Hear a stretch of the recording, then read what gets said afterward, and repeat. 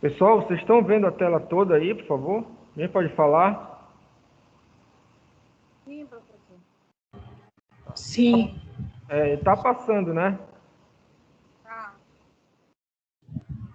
Tá, ok. Então, primeiramente, bom dia a todos. Agora a gente vai entrar nesse tópico aqui, que é indicadores de saúde, tá?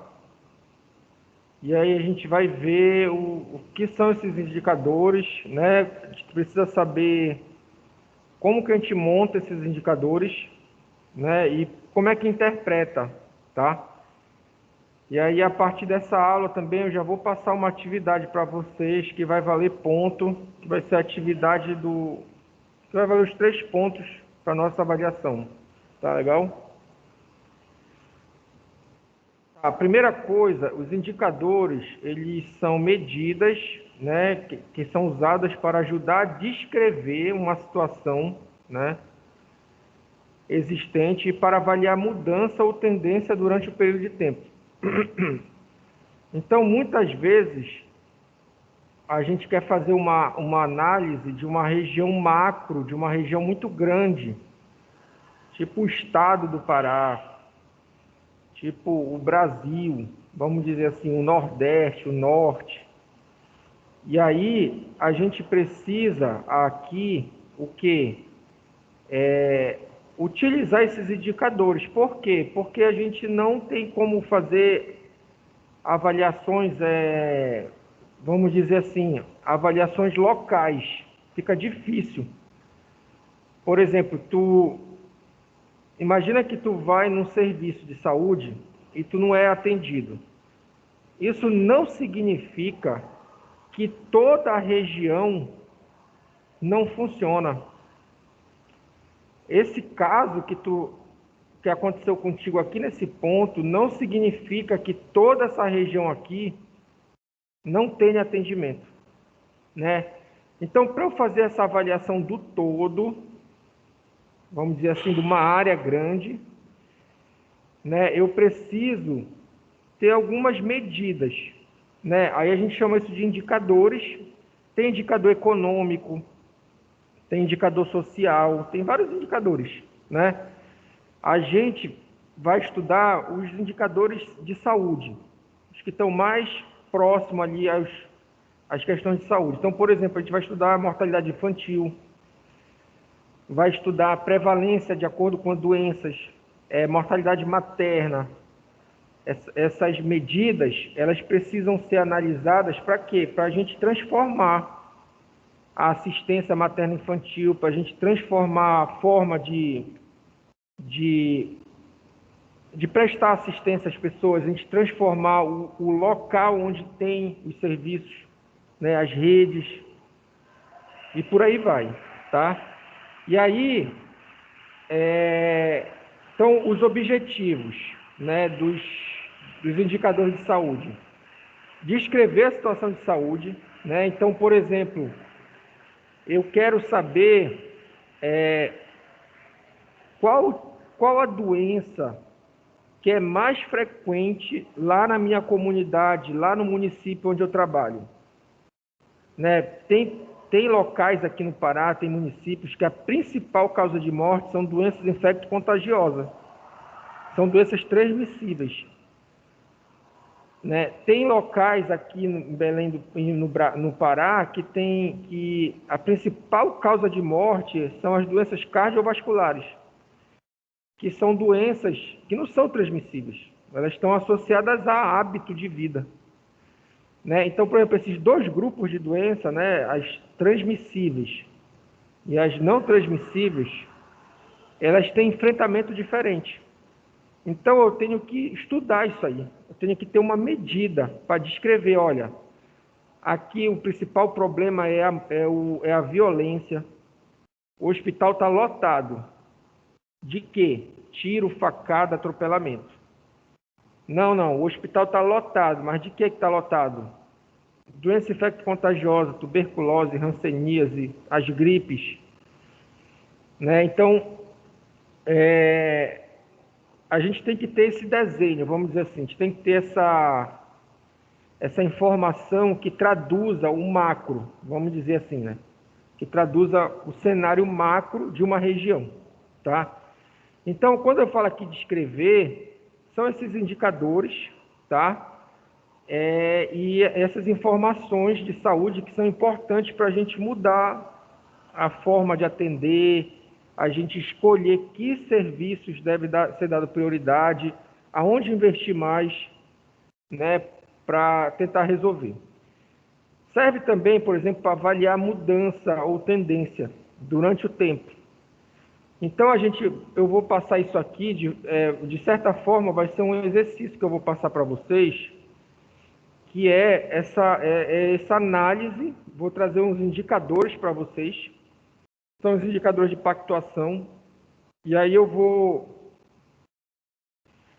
pedir para vocês fazerem uma análise temporal, né, desses indicadores, para ver se houve melhora, piora. Tem indicador que é melhor que ele baixe, por exemplo, mortalidade infantil, mortalidade materna. Tem indicador que é melhor que ele suba, por exemplo, a cobertura dos programas de saúde da família. A porcentagem de cobertura das áreas pela saúde da família. É melhor que aumente. Quanto mais áreas cobertas, melhor. Porque tem toda aquela atividade do PSF que é benéfica para a população, tá? E aí também a gente consegue avaliar a eficácia e o impacto de um programa, né? Então, tu criou lá um programa de atendimento para tuberculose ou para hanseníase, ou um programa de controle da hipertensão arterial, uma forma de rastrear, de tratar, de identificar os casos. E aí tu consegue, por exemplo, ver o que é que acontece, qual é a eficácia desse programa, qual é o impacto dele. Quantos casos reduziram, quanto se economizou, né? O exemplo mais claro daqui é do PSF mesmo, né? O Programa Saúde da Família, em várias localidades, ele reduziu a mortalidade infantil, ele reduziu a mortalidade materna, ele reduziu, teve locais lá no Rio Grande do Sul, que a mortalidade por diarreia caiu para 0. Por quê? Porque tu conseguia levar informação para essa população mais carente, que estava com risco maior. E aí a mãe aprendia várias formas de tratar a água, ela aprendia várias formas de higiene, e isso aí ela acabava protegendo ali o filho dela e não morria, tá? Enfim, né, o programa Saúde da Família, quando eu falo, é porque uma boa parte da assistência vai até o paciente, né? Então, o paciente, ele está lá na comunidade, ele é coberto por um programa lá, pelo Programa Saúde da Família, aí tem um ACS, um Agente Comunitário de Saúde, tem a equipe de saúde, e essas equipes, elas ficam fazendo incursões, elas ficam indo atrás de pessoas que não estão doentes, né? Que não estão doentes. E ali já começa a intervenção, né? Já na baixa complexidade e tudo mais. E aí, a gente precisa do quê? Para a gente saber, né, para a gente ter um indicador, a gente precisa de alguns critérios, né? Que é importante que ele tenha para quê? Para ele ser usado, para ele servir, né, para alguma coisa. Então, por exemplo, a validade. É preciso que esse indicador ele represente a representação real do fenômeno, né? Então, por exemplo, olha, o exemplo do Covid. Qual é o indicador que a gente analisa o Covid? Qual é o indicador? Vocês lembram do ano passado que se avaliava o número de casos, né? E aí se fazia lá um tratamento da curva para avaliar essa curva. Tu pode fazer um tratamento tu transforma o dado, né? Tu transforma o dado para uma escala, por exemplo, exponencial. tu transforma o dado para uma outra escala, e aí tu suaviza a curva e tu consegue perceber se ela sobe ou se ela desce. Mas o que a gente percebeu? Que tem um indicador que ele é o melhor para descrever o Covid, que é a chamada média móvel. Então, tu pega todos os casos dos últimos 7 dias, dos últimos 14 dias, soma tudo, divide por 7, divide pelo número de dias, e aí tu tira aquela média móvel do dia, de hoje. Então, hoje tem uma média móvel, ela foi baseada nos últimos 7, 14 dias. Eu não estou lembrado agora, né? Se é baseado nos últimos 7 ou 14 dias. Mas, de qualquer forma, se for 14 dias, pegar os 14 dias anteriores do registro dos casos, somou e dividiu por 14. Aí você achou a média móvel de hoje. Então, o resultado de hoje, ele é baseado num balanço dos últimos dias, dos dias anteriores, de ontem para trás, né? E aí amanhã eu tenho de novo, eu tenho lá uma média móvel baseada nos últimos, né, nos dias anteriores.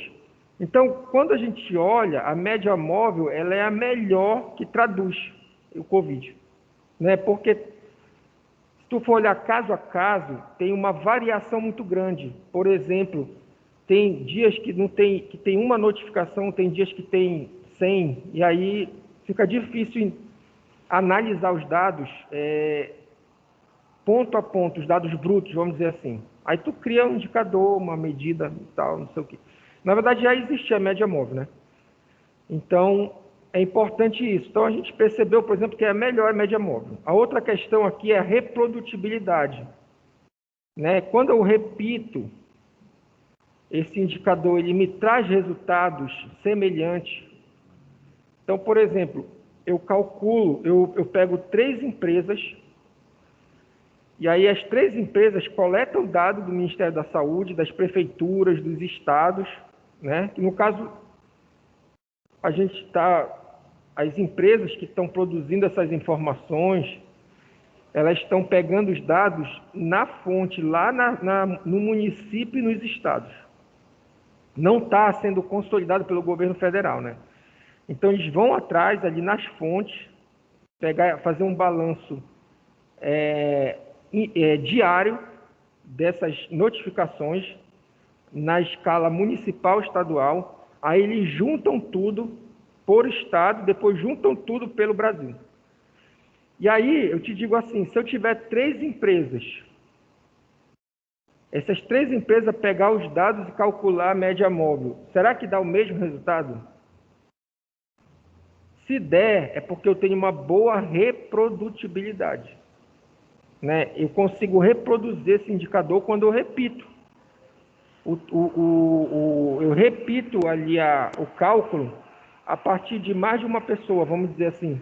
Aí eu tenho essa reprodutibilidade. No caso, por exemplo, vocês vão lá no DataSUS, né? Eu vou passar uma atividade e vocês vão lá no DataSUS. Na hora que tu pesquisar lá, que tu buscar a mortalidade infantil no Pará, em 2010, 2011, sei lá, o teu colega também, quando ele buscar, ele vai encontrar o mesmo valor, né?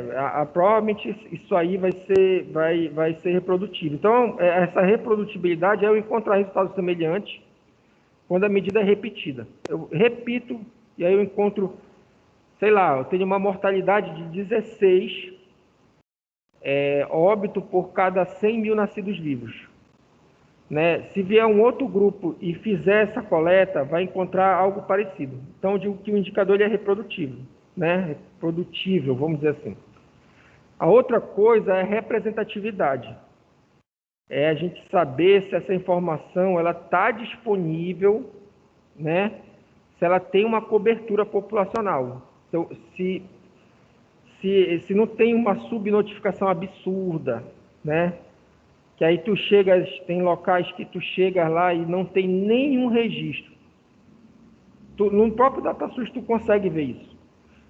Tu vai lá no município, sei lá, um município qualquer aí, bem pequeno, e aí tu procura lá mortalidade infantil, mortalidade por doença diarreica, e tu vai ver lá, não tem registro. Porque não foi notificado, Às vezes esse município ele tem uma rede lá próxima, uma rede de assistência do SUS. Os pacientes vão todos para essa rede, né? E aí quando volta a informação para o município, ele não avisa, né? A gente vai ver que ele tem que avisar o estado e depois do estado vai para o governo federal. E aí, se não avisa, tu não consegue ver o dado. E não aparece na estatística, tá? Aí tem também a questão ética, né, que não acarreta malefício ou prejuízo à pessoa investigada e preserva a confidencialidade dos dados individuais, porque tem doença que recebe, que tem uma carga, né, vamos dizer assim, preconceituosa. Por exemplo, a tuberculose, a hanseníase, o HIV, né? E aí tu tem que ter cuidado na hora de divulgar essas informações, né, e tudo mais. Mas é importante também ter o quê? Olha, oportunidade, tá? O que seria essa oportunidade? É um indicador que é possível tu mensurar. Imagina que eu chegue para te diga assim, olha, agora tu vai ter que fazer o seguinte, tu é enfermeiro, tu trabalha pra caramba aqui no hospital, tá? Tem coisa para fazer pra caramba, e agora tu vai ter que fazer o seguinte, tu vai ter que contabilizar quantas vezes a pessoa, quantos procedimentos tal tiveram que ser feitos. Vamos dizer quanto de material foi gasto para fazer vamos pensar, para fazer o curativo de uma ferida. E aí, além de tu trabalhar no hospital, tu vai ter ainda que ficar fazendo estatística, vamos dizer assim, contabilidade de material. E aí o que vai acontecer? Fica difícil. Então tu não tem tu não vai ter essa oportunidade. Por quê? Vai ser um trabalho extra que tu vai fazer. Tu vai ter que buscar isso de outra forma. Então não é fácil, né? Ao contrário de tu estar aqui, tu tá fazendo um procedimento e logo em seguida tem um sistema, né, que tu cadastrou o paciente. Então, por exemplo, o paciente, ele vai ser atendido, o seu João. Tu tem um sistema, esse sistema tu vai marcando tudo que vai ser feito, tipo um prontuário eletrônico do paciente. E aí tu vai marcando e digitando, ou então às vezes só informando o que vai ser feito com esse paciente. Na hora que tu levanta do computador e vai fazer o curativo, já está tudo anotado. Já está tudo no lugar. Depois uma pessoa vai pegar esses dados do prontuário e vai fazer as estatísticas, vai fazer as análises, vai criar os indicadores. Né? Então aumentou o uso desse material, daquele, tem um material que não se usa tanto, né? Tem um material que está sobrando, uma pomada, alguma coisa que está sobrando porque ninguém não tem caso para usar, e aí por aí vai. Então é interessante que tu tenha oportunidade de fazer. Simplicidade, né? Facilidade de obtenção e custo também. Porque tem medidas que é muito cara. Por exemplo, o censo. O censo ele é muito importante. Né? Ele é muito importante para qualquer nação. Qualquer nação, ela planeja, ela organiza suas ideias, suas políticas, os seus estudos, né? A partir do censo. Né? O censo é uma tentativa de avaliar a população inteira sobre vários fatores. São muitos fatores, né? E aí a própria economia ela usa o censo, né? Para, por exemplo, para fazer negócios, para empreender. Né? Porque vocês, não sei se vocês perceberam que ocorreu uma febre de pet shop.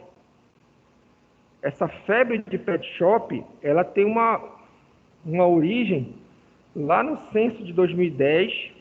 Aí é feito um censo parcial em 2015, que encontrou o seguinte, 50, é 40 e pouco, 48, 49, arredondando 50% das casas no Brasil tem gato, tem algum pet, tem gato ou cachorro. Né? Então, Tu vê aí, tem empresa de pet shop que está na Bolsa de Valores, né? E aí, enfim, apesar da importância dele, ele é caro. É um investimento pesado mesmo, que ele é no Brasil inteiro, né? Mas, enfim, alguns talvez sejam um pouco mais caros de se fazer, mas e também não compensa, né? Então, isso deve ser avaliado, né? Quando tu tem um indicador, tu deve avaliar esses pontos aqui. E aí, quais são os tipos de indicadores que a gente tem? Tem o de mortalidade, naturalmente é óbito, né, pessoal? Morbidade, a gente se refere a doença, agravo, mas tem indicadores nutricionais, tem indicadores demográficos, né? Tem indicadores sociais e tem indicadores ambientais. O que a gente vai ver aqui? A gente vai ver os dois aqui principais, tá? Que é o que basicamente, a gente analisa a situação de saúde com esses indicadores. E esses indicadores aqui, esses outros, eles servem para política, eles servem para mostrar, por exemplo, para tentar explicar por que a mortalidade ou a morbidade ocorre, enfim, tá? Mas vamos lá. Então, o que é mortalidade? Se refere a óbito, tá? A morte. Morbidade, essa palavra vem do latim morbus, que significa doença.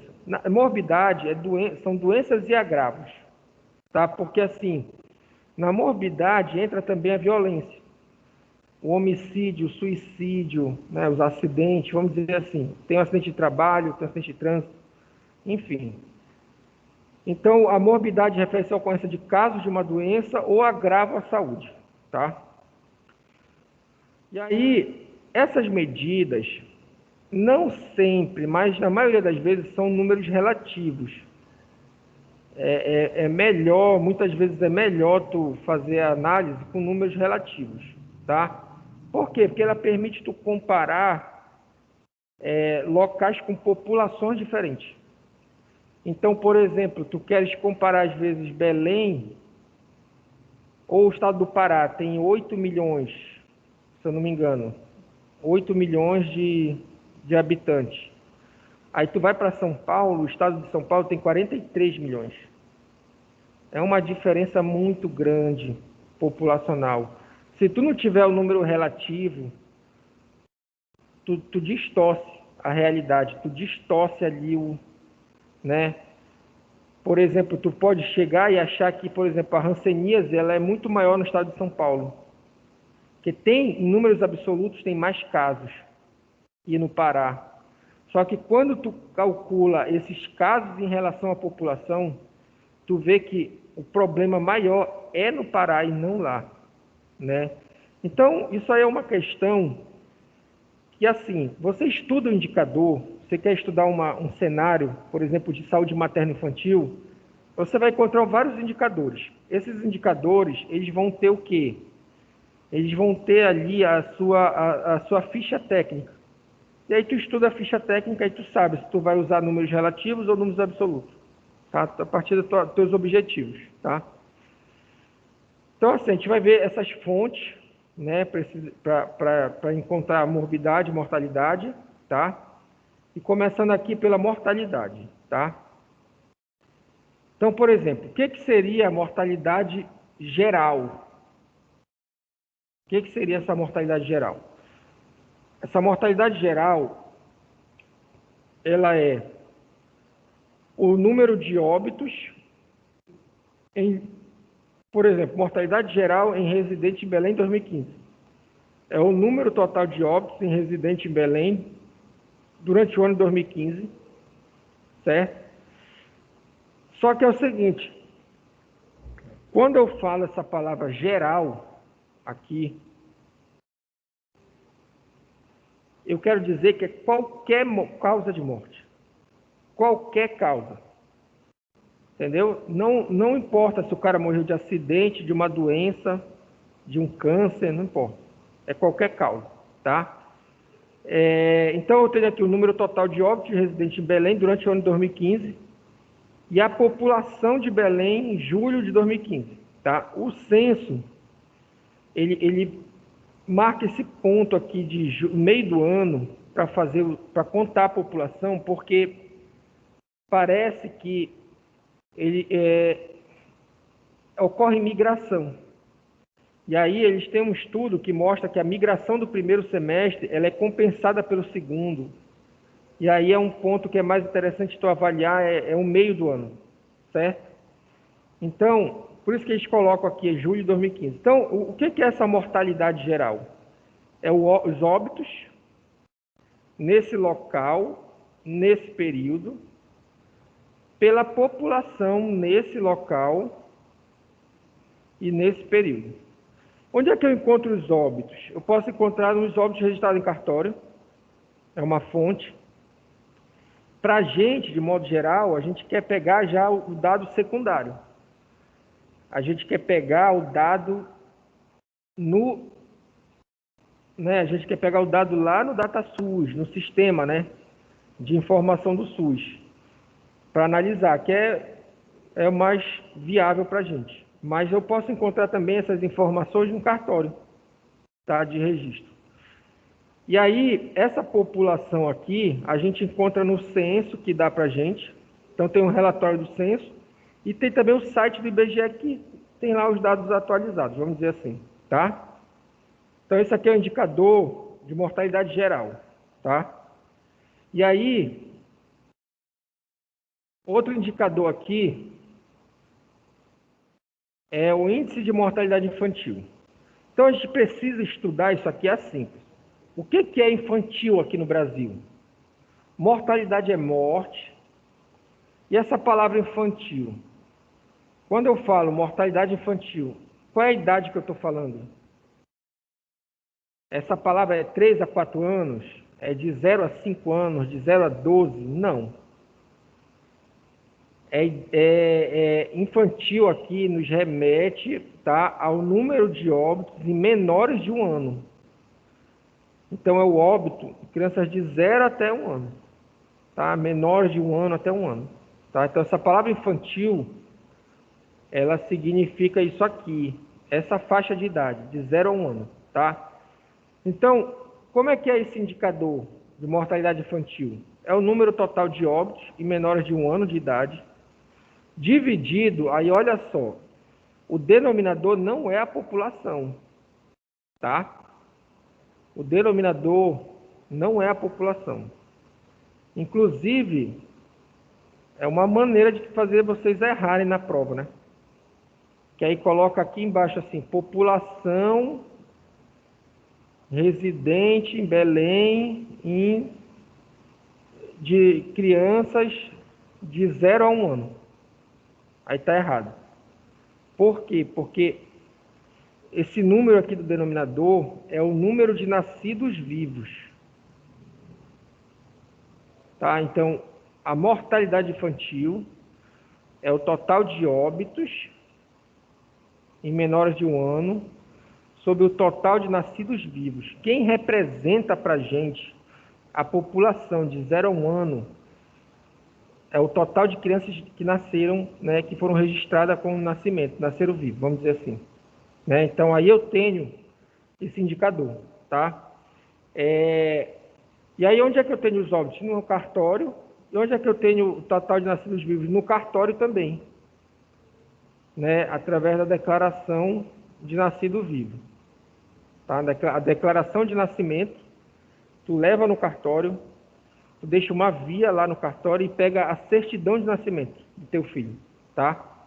E aí, na hora que tu entrega a declaração, tu tem um registro que a criança nasceu, e aí quem representa esse universo, essa população base de crianças de 0 a 1 ano, é o total de nascidos vivos.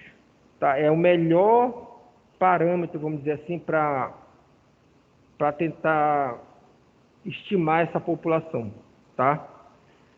E aí tu vai ter assim, olha, aqui no Pará morre 16, mortalidade infantil, 16 a cada 100 mil habitantes, ou a cada 100 mil nascidos vivos. Então, o que quer dizer? De cada 100 mil nascidos vivos, morre 16.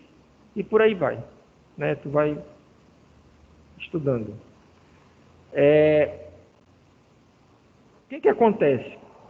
Alguns indicadores têm problemas. Por exemplo, A partir do cartório, pode ter o problema do subregistro, que é o quê? O cara morre e não é notificado, não é emitido.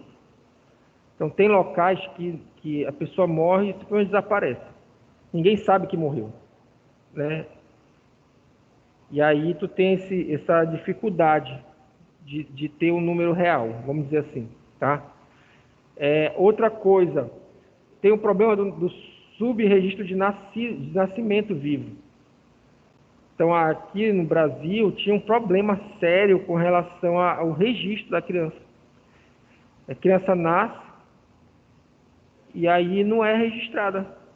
Ela vai, faz 1 ano, às vezes faz 2 anos, não tem certidão de nascimento.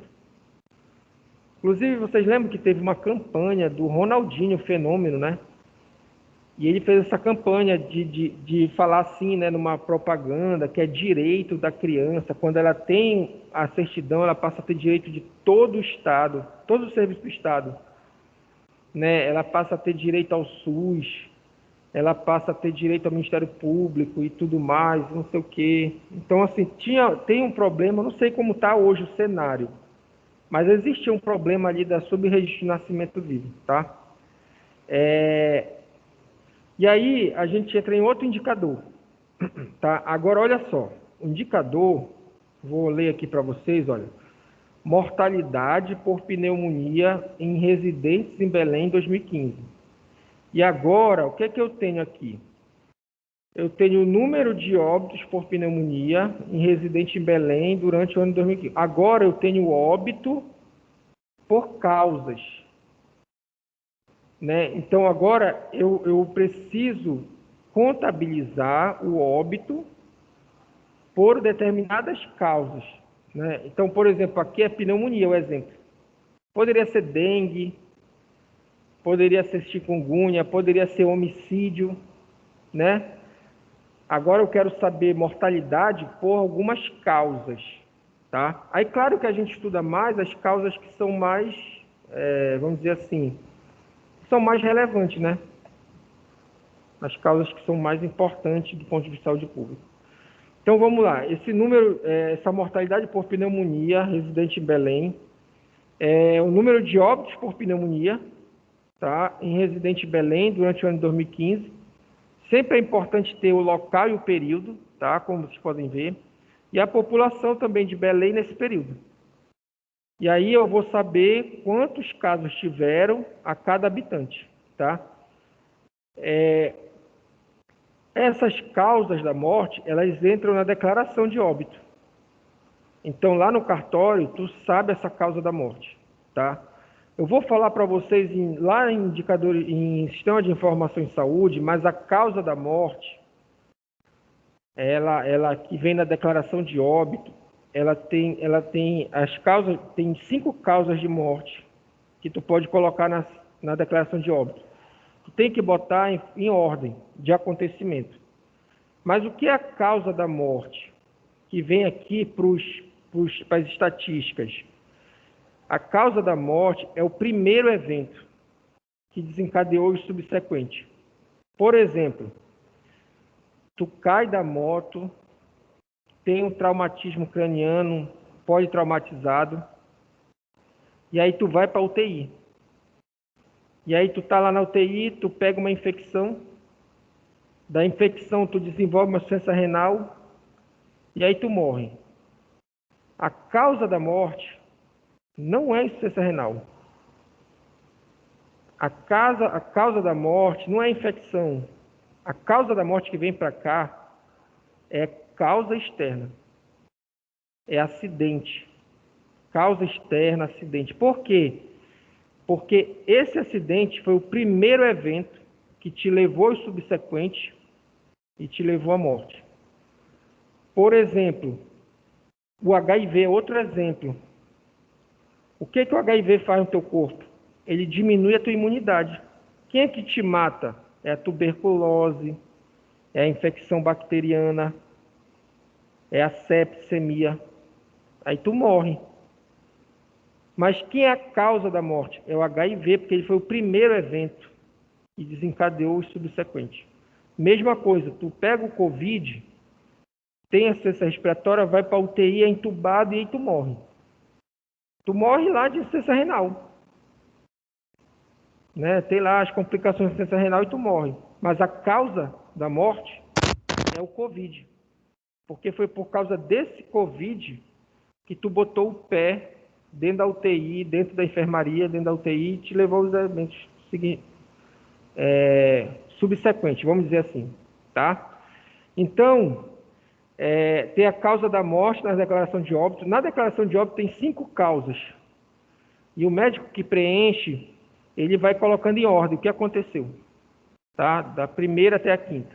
Às vezes só tem 2. Né? O cara morre num acidente, esmagado, acidente de trânsito. Né? Então, não tem evento subsequente. Foi aquilo ali e acabou. Tá?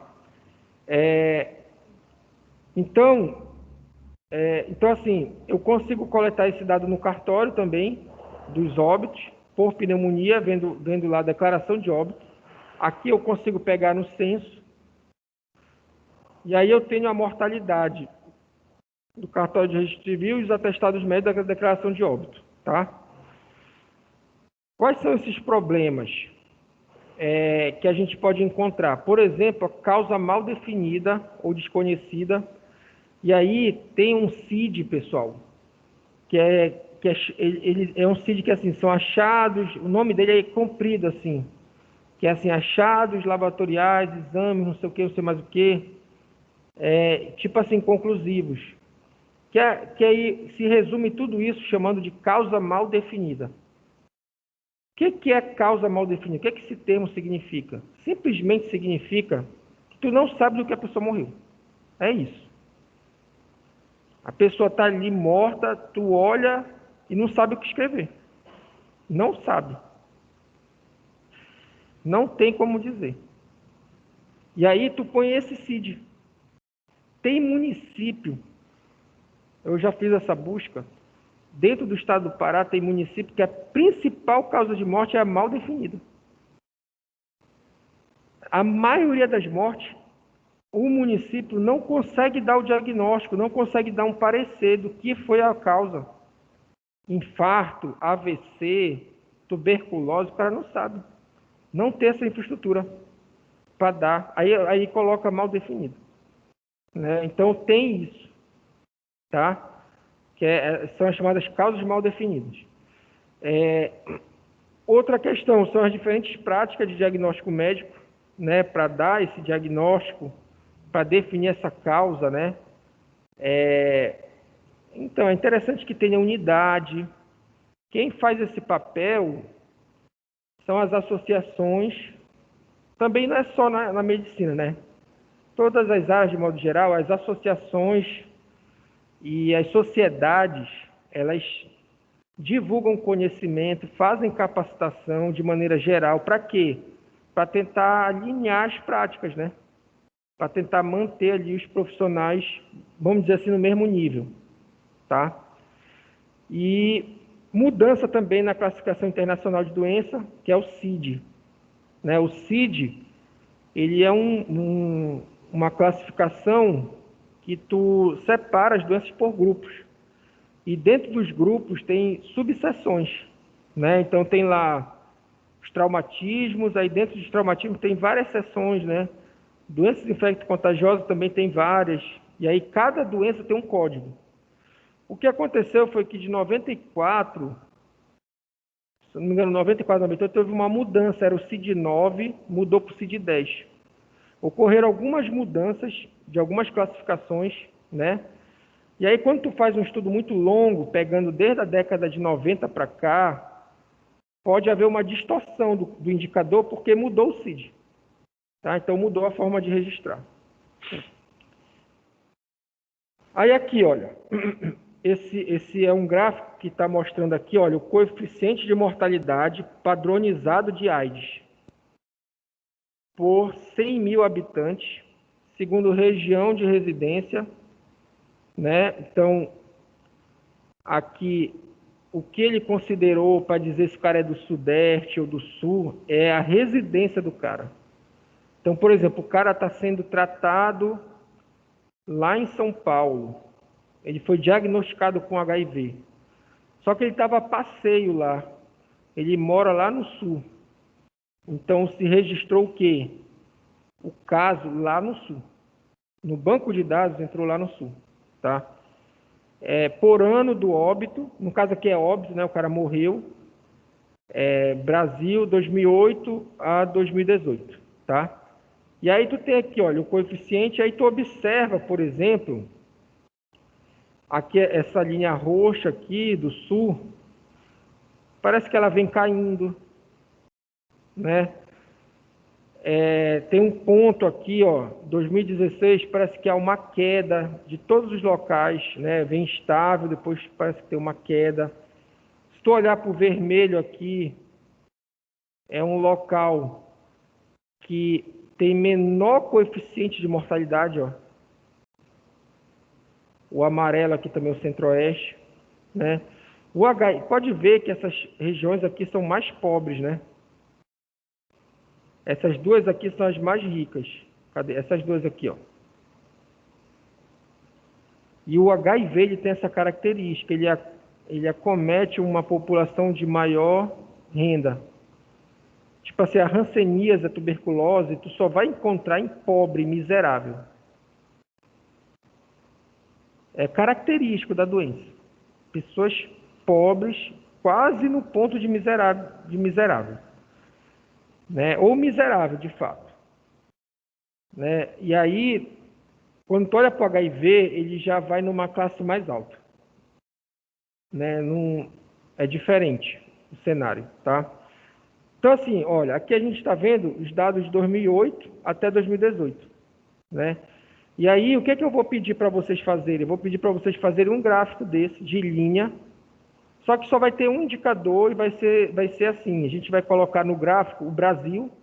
Então, por exemplo, mortalidade infantil no Brasil ao longo de alguns anos, no Pará e em Belém. Aí tu escolhe o município, pode ser Belém, Ananindeua, e a gente vai tentar ter essa visão do indicador no Brasil, no Pará e algum município do Pará, certo?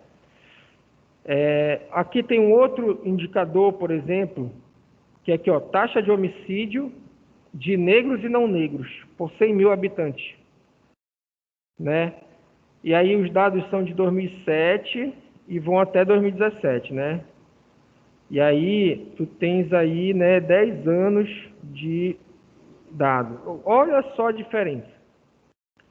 Essa linha azul aqui nos negros.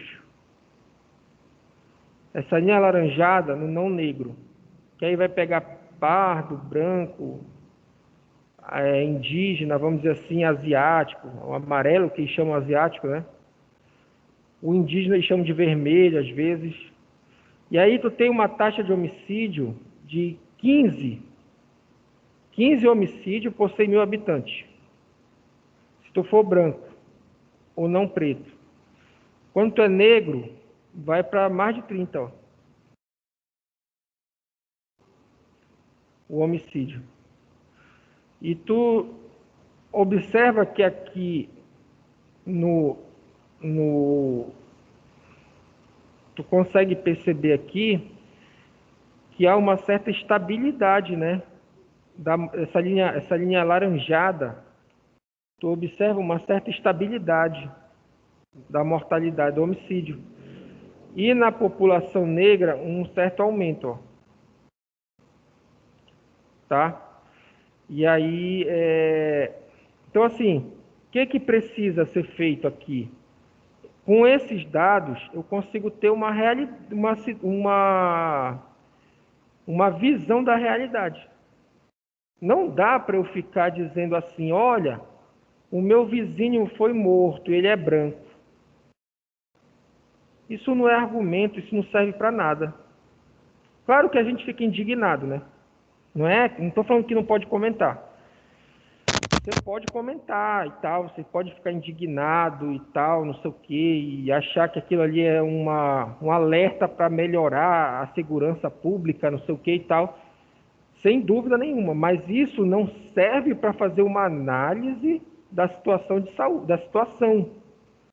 de um município, de um estado, né? Para eu fazer esse diagnóstico do estado do Pará, para eu avaliar as políticas, as ações, as orientações do governo, eu preciso fazer uma análise de indicadores. E aí eu tenho que escolher os indicadores que atendem meus objetivos e fazer essa análise, né? Então, por exemplo, não dá para eu falar de violência sem meter raça no meio. Por quê? Porque está aqui, ó. Tem uma coisa que é absurda, sei lá, que é importante, né? Se essa barra azul tivesse aqui embaixo, a gente teria um impacto muito grande na violência, num todo, no Brasil, no Pará, em todos os locais, né? E aí também essa diferença ela pode ser estudada para saber por que isso acontece, tá? Por que essa diferença? E aí procurar soluções, procurar mudar a orientação, treinamento das equipes, talvez de segurança pública, enfim. Aí tu precisa mergulhar nesse assunto, nesse material aí, né? Nessa dinâmica, vamos dizer assim, tá? Da violência e tudo mais. Tá. Agora vamos ver aqui os indicadores, alguns indicadores de morbidade. Então, assim, só para fechar, eu posso ter indicadores de mortalidade geral e eu posso ter indicadores também por causa do óbito, né? Então, por exemplo, eu dei o exemplo ali da pneumonia, mas tu pode ter um indicador que a causa da morte é o AVC. Tu pode ter um indicador que a causa da morte é a dengue, é a chikungunya, sei lá, qualquer outra doença, tá? E agora a gente entra nos indicadores de morbidade. E aí, por exemplo, tu tens aqui a morbidade por prevalência de hanseníase em Belém, em julho de 2015. Né? Então, como é que eu vou compor esse indicador? Eu vou pegar o número de casos existentes, porque é prevalência, lembra? Vou pegar o número de casos existentes de hanseníase em Belém, em julho de 2015, e vou dividir pela população de Belém em julho de 2015. Né? Então, é o cálculo da prevalência, que a gente aprendeu, que a gente estudou, só que agora por uma área bem grande, né? Por uma população, vamos dizer assim. Onde é que eu encontro os casos de hanseníase? Eu encontro no sistema de vigilância epidemiológica. Então, a Secretaria de Vigilância em Saúde, que tem a vigilância epidemiológica e sanitária, a epidemiológica ela é responsável por consolidar esses dados, né? Então, ela fica recebendo as informações e fica consolidando. Olha, tiveram tantos casos de hanseníase, tantos casos de tuberculose. Dependendo da doença, essa vigilância ela é acionada para desenvolver uma série de ações para combater aquela doença, né? Então, por exemplo, o número de dengue aumenta muito. E aí o governo ele é acionado através das secretarias, né, para fazer campanha para combater a dengue, para fazer campanha, para massificar, para fazer ações de combate à dengue. Por quê? Porque o número de casos está aumentando. Agora sim, numa outra aula eu vou mostrar para vocês como é que eu faço a avaliação para dizer que o número de casos está aumentando ou não. Porque existe uma coisa chamada diagrama de controle. Aí esse diagrama de controle é feito um cálculo, e aí eu digo se o número de casos está aumentando realmente ou não. Tá? E aí esse cálculo é baseado nos últimos 10 anos, aí tem lá, eu vou mostrar para vocês. Tá? Mas assim, eu posso saber aqui esse indicador de morbidade de hanseníase, que são os casos de hanseníase pela população. Tá? Então na vigilância eu tenho os casos e na população eu tenho o censo. Outro exemplo aqui, olha, a morbidade por incidência de AIDS. em Belém, 2015. Então, eu tenho também o número de casos novos de HIV, de AIDS, né? No caso, não é HIV, é AIDS, tá? Porque a AIDS é a doença. É quando tu tem o quadro clínico da AIDS, da doença. O HIV é infecção. Tu pode ter infecção, tu pode ser HIV positivo e não ter a doença. Pode acontecer isso, tá? Não ter a AIDS, tá? Então, aqui, número de casos novos de AIDS em Belém durante o ano de 2015. Aí a população de Belém, né? E aí também eu encontro essas informações de doenças no sistema de vigilância epidemiológica, tá? E aí tem uma outra questão aqui, que é o seguinte, que são isso aqui é para mostrar para vocês, essa portaria, ela é de 17 de fevereiro, tá? Do ano passado, tá? Essa portaria, ela inclui, ó, a doença de Chagas crônica na lista de notificação compulsória de doenças e agravos e eventos em saúde, serviço público, privado, todo o território nacional. Então, essa portaria, ela modificou a lista de doenças de notificação compulsória. Esse compulsório aqui quer dizer obrigatório. Então, tem um grupo de doenças que tem em todos os países, assim, no Ministério da Saúde, no país, tem um grupo de doenças que é obrigado a notificar. É obrigado.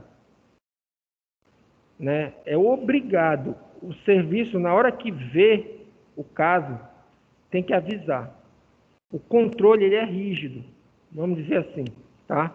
Aí, eu trouxe aqui o anexo, mostrando aqui para vocês, olha, Lista Nacional de Notificação Compulsória de Doenças e Agravos, tá? E eventos de saúde. Aí tem aqui, olha, acidente por animal peçonhento, acidente por animal potencialmente transmissor de raiva. Essa lista aqui é uma lista de doenças que são de notificação compulsória, ou seja, obrigatória, tá? E aí, aqui, olha, essa lista, por exemplo, aqui é a doença de Chagas que fala, né? Mas tem também aqui, olha, não sei se você, olha, a Zika e a Zika em gestante, o óbito com suspeita do vírus da Zika, tá? Ela entrou na lista agora em 2020, né? Quer dizer, o que entrou em 2020 foi a doença de Chagas crônica. Agora, essa aqui eu não sei se entrou em 2020, né? Mas, enfim. Entrou também o Covid, olha, chikungunya.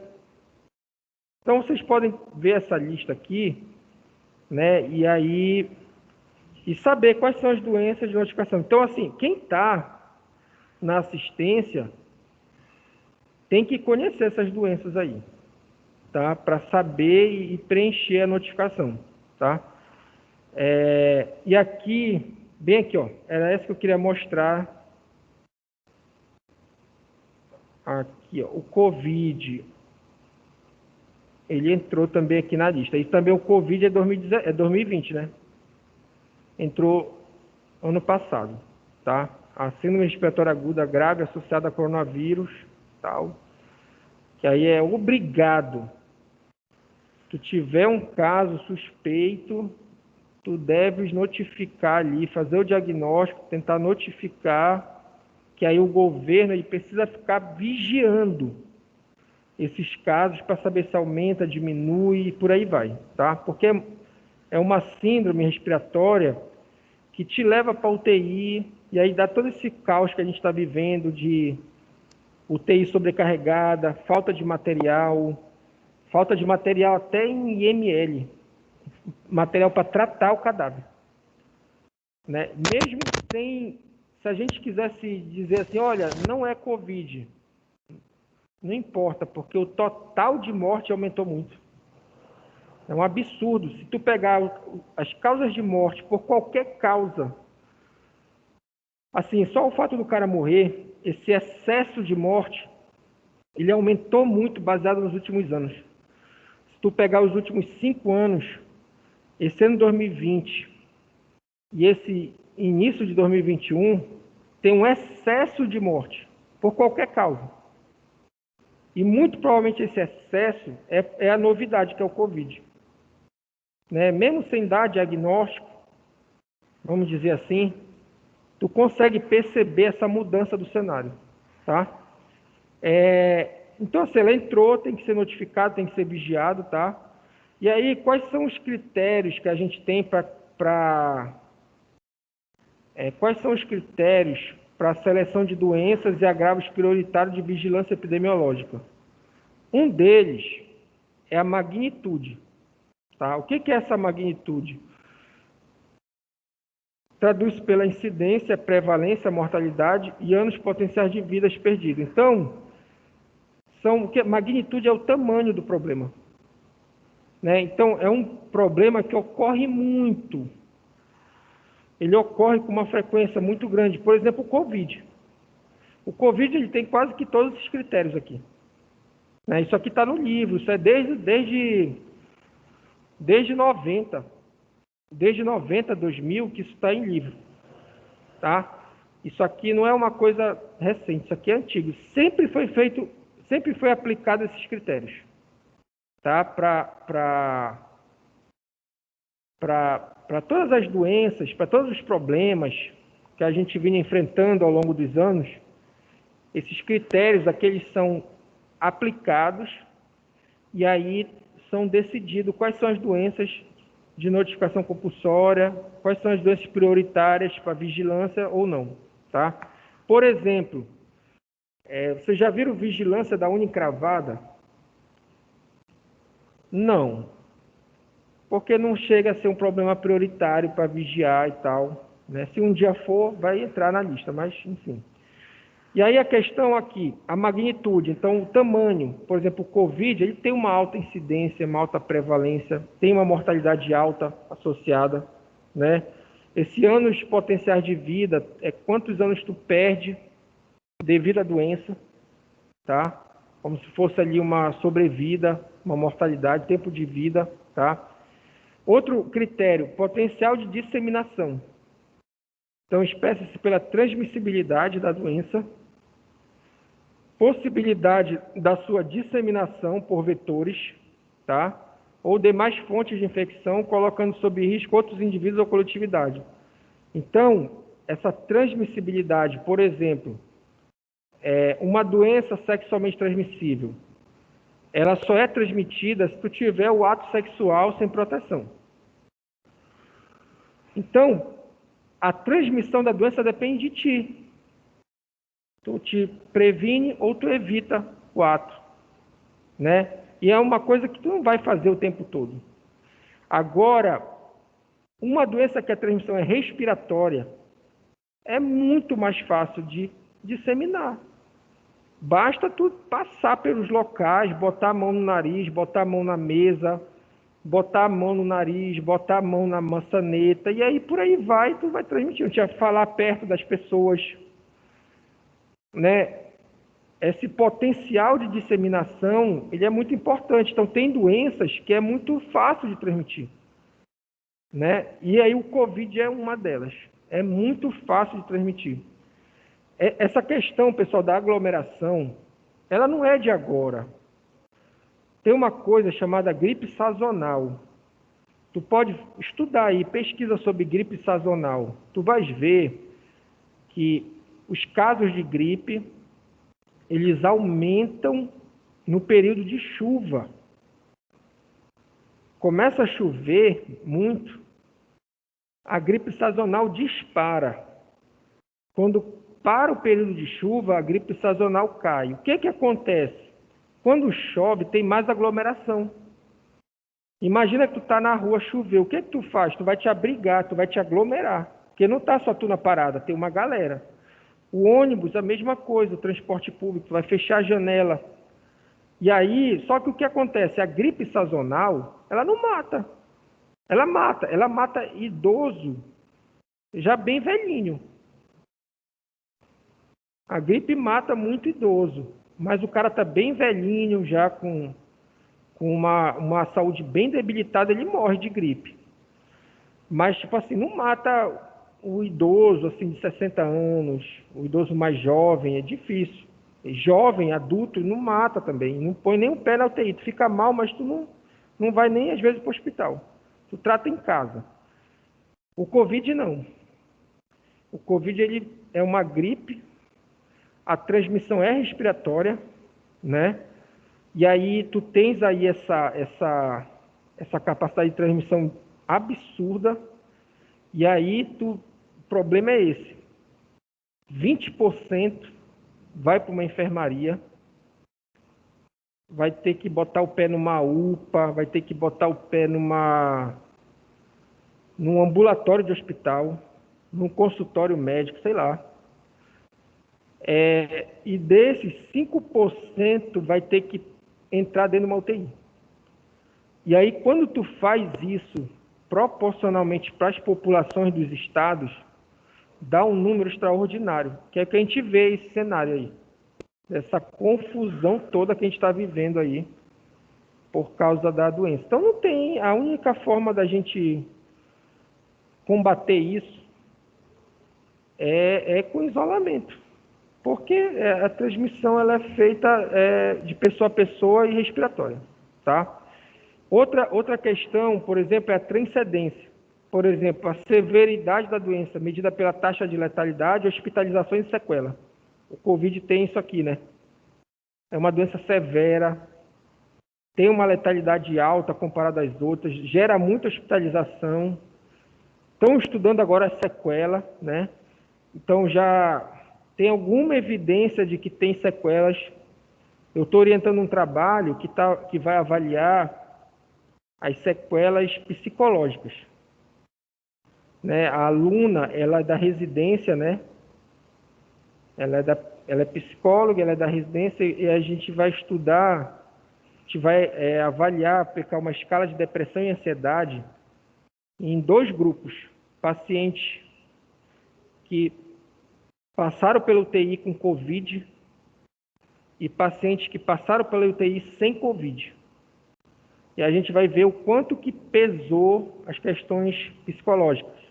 Porque, por exemplo, o Covid, a gente já ouviu alguns relatos dos professores, dos assistentes, de que muita gente ficou abalado com a doença, mas não só com a doença, mas também com o emprego que perdeu. Apesar da pessoa se recuperar, mas ela perde o emprego, ela é afastada do emprego, ela teve parentes, amigos que morreram. E isso aí a gente precisa medir, né? O quanto que isso pesou, vamos dizer assim, em pacientes Covid comparado com não Covid, tá?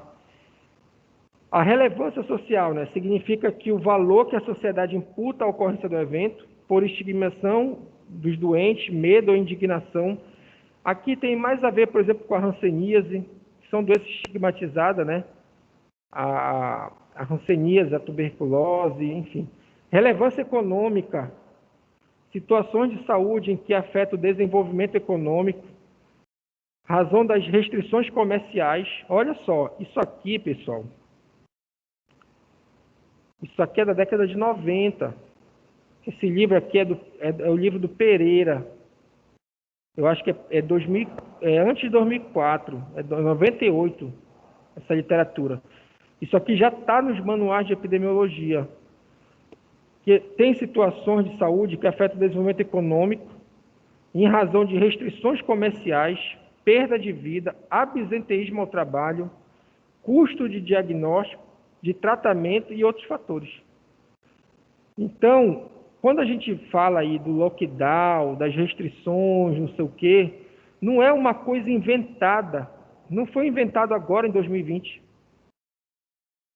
Isso aí é comum, acontece na China, acontece no Japão, na Coreia, ali no Oriente Médio. Já tiveram outros surtos de outras doenças que foi necessário fazer isso. Aqui na América Latina, aqui na América, né, nessa parte aqui, vamos dizer, no Ocidente, não é muito comum. A gente não via muito isso. Mas lá em outras áreas aí do mundo, tu já tinha esse lockdown, tu já tinha o fechamento do comércio, tu já tinha o isolamento social, o uso de máscara. O uso de máscara é comum na China. Vários surtos já ocorreram lá e tu vê imagens de anos anteriores, o pessoal andando de máscara, né? Então, todas essas mudanças que a gente está vendo hoje não foram inventadas. Tipo assim, olha, 2020 eu quero inventar alguma coisa aqui para mexer com a sociedade, acabar com os empregos e acabar, por exemplo, os estados, eles vão fechar o comércio e vão vão diminuir a arrecadação deles, né? Porque aí não tem o comércio, não tem o imposto, e aí, sei lá, para que isso? Porque é legal, porque eu tô com raiva de alguém. Não existe, pessoal. Isso aqui é a ciência, e essa não é uma ciência agora, de agora não, isso é coisa de anos, de estudos, de experiências, de análises, que mostraram que tem doença, que ela tem esse impacto aqui. O problema é que a gente não viveu essa experiência, a gente está vivendo agora, nessa pandemia, e todo mundo está vivendo. Está todo mundo experimentando uma coisa que já acontece. Tá? Vulnerabilidade, outro critério, olha, vinculado a instrumentos específicos de prevenção e controle que permite atuação concreta e efetiva dos serviços de saúde sobre indivíduos ou coletividades, né? Então, assim, eu preciso saber também se eu tenho instrumento. Então, por exemplo, tem doença que o diagnóstico é caro, é difícil de fazer. Tem doença, por exemplo, a Zika, ela não tem um diagnóstico caro e tudo mais, só que ela tem um impacto muito grande. Quando tu gera uma criança com hidrocefalia, é um peso muito grande para o serviço de saúde, que ela vai precisar de uma assistência, de alta complexidade, e é um peso muito caro para a mãe, para o Estado também, né? Então, tu precisa conhecer esses instrumentos, saber se tu tem esses instrumentos específicos para prevenção e controle. No caso da Zika, é um mosquito. Então, existe, né? Mas é importante que tu tenha esse conhecimento, tu tenha essa informação, né? Se tu tem essas ferramentas, né? Por exemplo, eu posso evitar que a grávida pegue Zika? É picada de mosquito? Posso. Agora eu tenho que bater o martelo assim, eu tenho que comunicar, eu tenho que disseminar essa informação, e aí lá no pré-natal, né, a grávida já chega lá sabendo pelos meios de comunicação que ela não pode pegar Zika. Né? Eu não sei qual é o período da gravidez, se tem um período, mas ela não pode pegar. Por quê? Porque está associado à hidrocefalia, tá? Tem comprovação e tudo mais. Outro aspecto também, além desses 4, tu tem aqui compromisso internacional, né? Então relaciona-se a acordo firmado entre países, membros da Organização Mundial de Saúde, que visa a adoção de esforços conjuntos para o alcance de metas continentais ou até mesmo mundial, no controle, eliminação e erradicação de algumas doenças, por exemplo, o sarampo. Então, existe um acordo internacional para o combate ao sarampo, né? E aí, por exemplo, existem acordos internacionais para o combate à fome, à mortalidade infantil. E aí tem um observatório internacional que fica vigiando a mortalidade infantil por países. E, por exemplo, chega lá no Chile, o Chile deu um avanço muito grande na mortalidade infantil. Reduziu bastante, tipo assim, caiu de 15 para 4.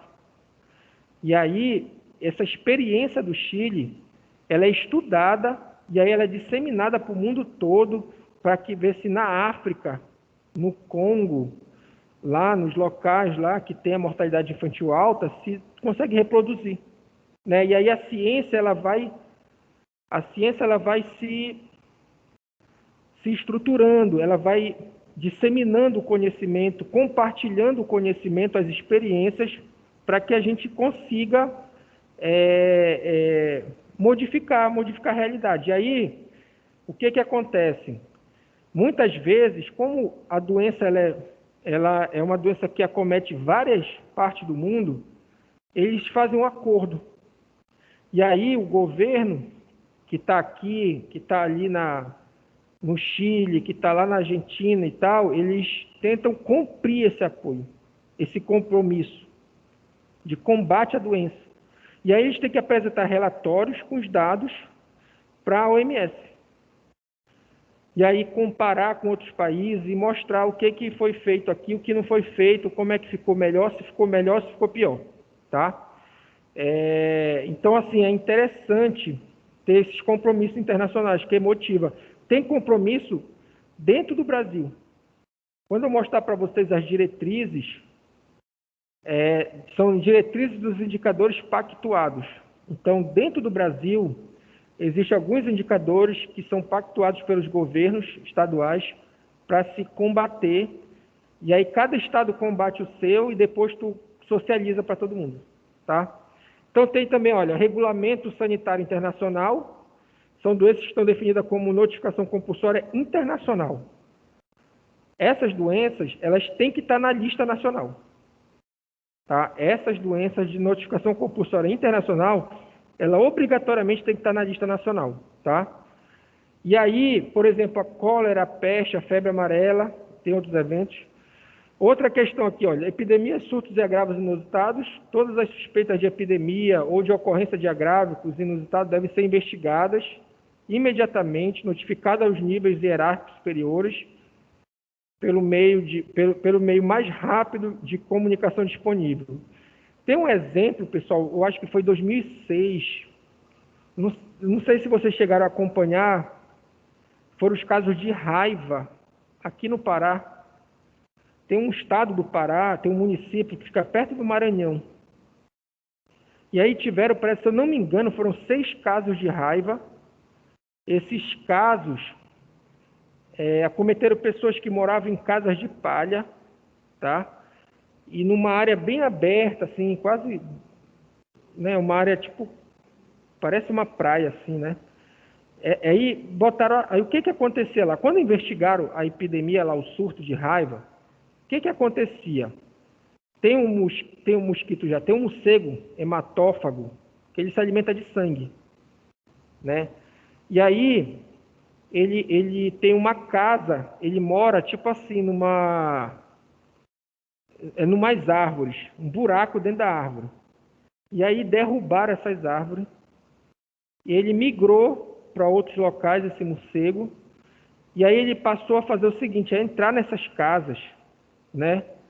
Que não tinha, elas não tinham forro, né? Então tinha um espaço entre a parede e o telhado, vamos dizer assim, o telhado era de palha.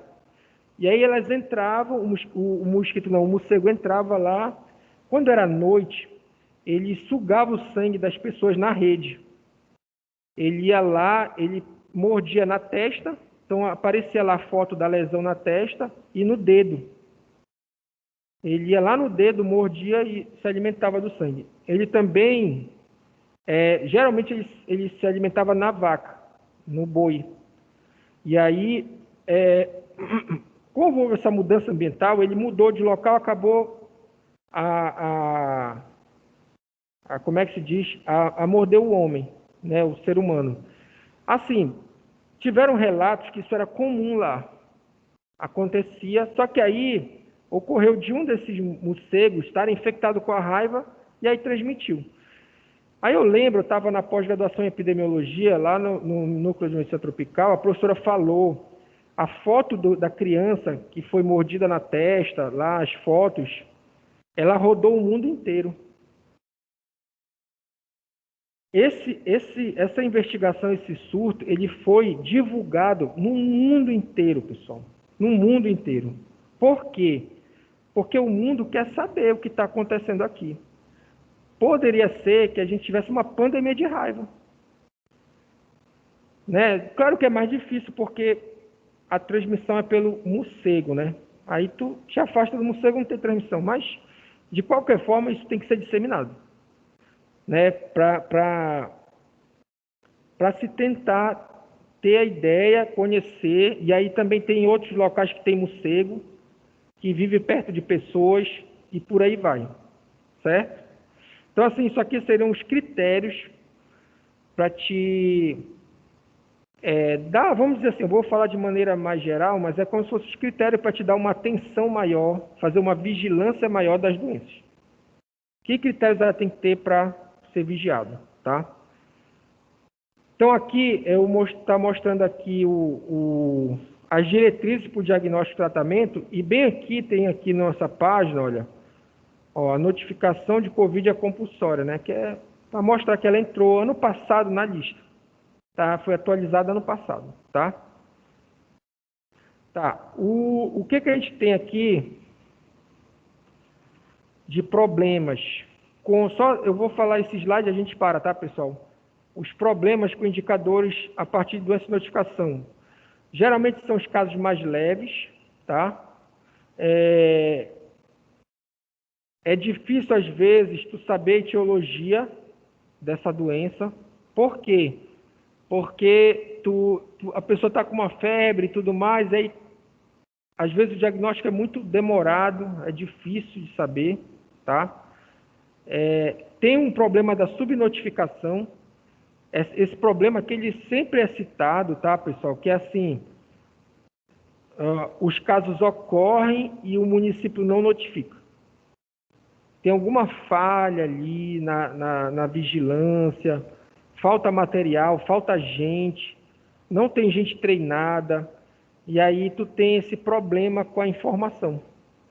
Né? O cara tem o diagnóstico, o Evandro Chagas mandou o diagnóstico para lá, para a secretaria, confirmando a doença, e a vigilância não avisou o Ministério da Saúde. A secretaria não avisou a CESPA, que não avisou o Ministério da Saúde. Pode ser que esteja esperando? Pode. Pode ser que não tenha internet, que não tenha profissional para fazer? Pode. E aí tem que estudar, tem que saber o que é, tá? Então, a gente tem essa situação. Aí a gente para aqui, tá, pessoal? E aí, a gente dá um intervalo, agora são 9h04, e aí daqui a 20 minutos a gente volta. Vocês têm alguma pergunta? Eu vou parar aqui o vídeo, tá? Para não ficar muito longo.